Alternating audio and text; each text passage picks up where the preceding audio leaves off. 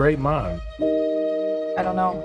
I'm fine with Trevor, but with Phoebe, she really keeps me on the outside. That's normal. She's an awkward, nerdy kid.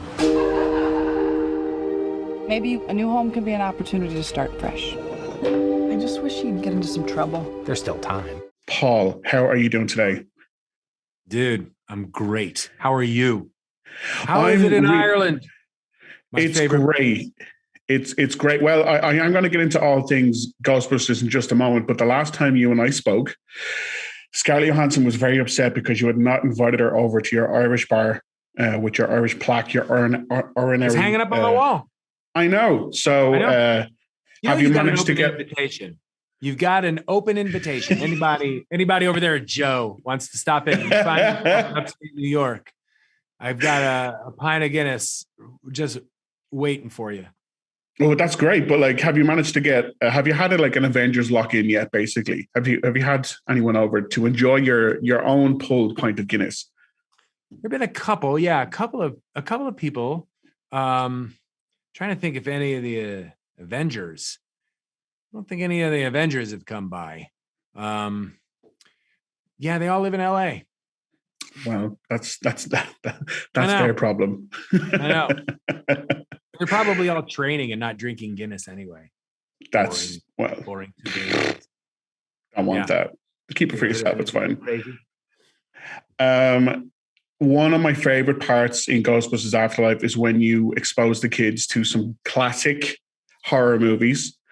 Is there a particular scary movie that comes to mind for you that you're like, I definitely watched that at way too young an age?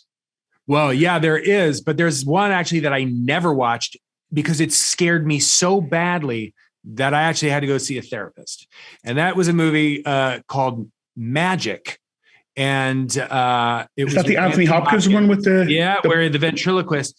I was a kid and I was at I went to a drive-in movie theater to see a double feature of Smokey and the Bandit and Hooper.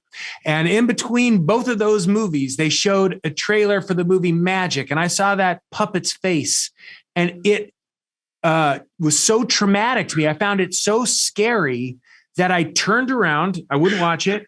And then that set off a chain of events that I could never. I saw the commercial then a week later on TV. It freaked me out and I got panicked. And then my parents took me to go see a therapist. I have still never seen that movie. And I know it's a great movie. And I've seen pictures of the puppet now. And I'm like, okay, I can look at it and not get that scared. But that movie scared me more than anything. And there was another movie on TV about a guy who turned people into snakes called and that movie with Dirk Benedict. And I saw that as a kid and it messed me up for a long time. It's terrible, but it was scary.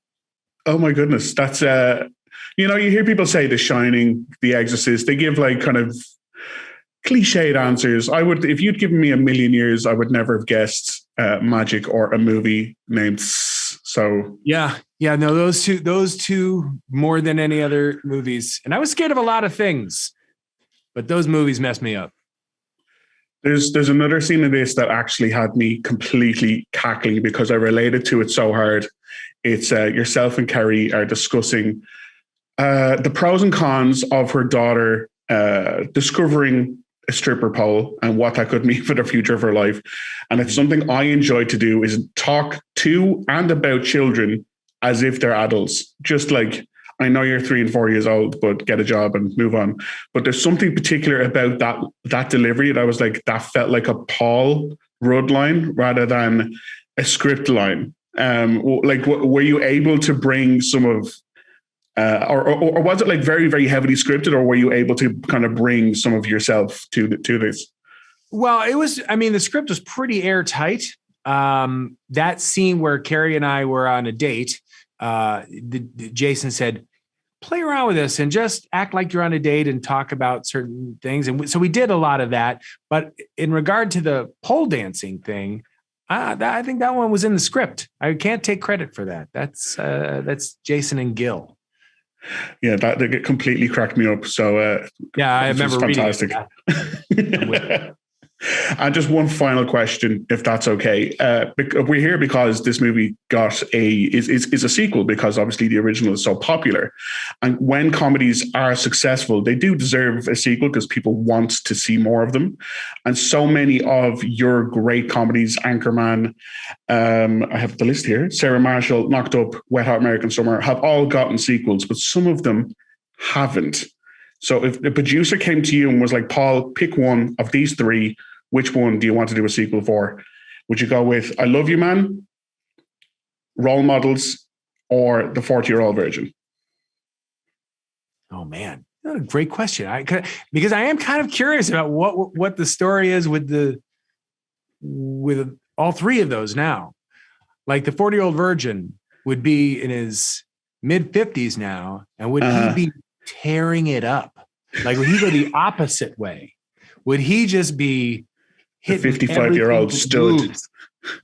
Yeah, like in a really skeevy way, like the guy you don't want to talk to. And the gang have to pull him back the other way. It's like, kind of have. Isn't that the deal with the sequel? You kind of have to go the opposite. You have to just go do a 180.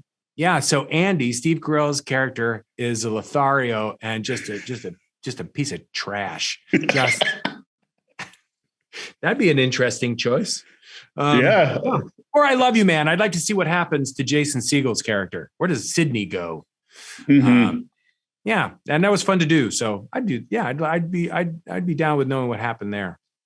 Well, listen up, Hollywood. You've got sequels to make. Paul, thank you so much for your time today. And next time I'm in New York, I'll be sure to give you a shout somehow. Let me know. It only takes 1 minute and 19 seconds to pour a perfect pint. Don't need much of a warning. Oh, he knows. Thanks, Paul. You guys hear that? Something's coming. The whole city. It's like The Walking Dead. Baby!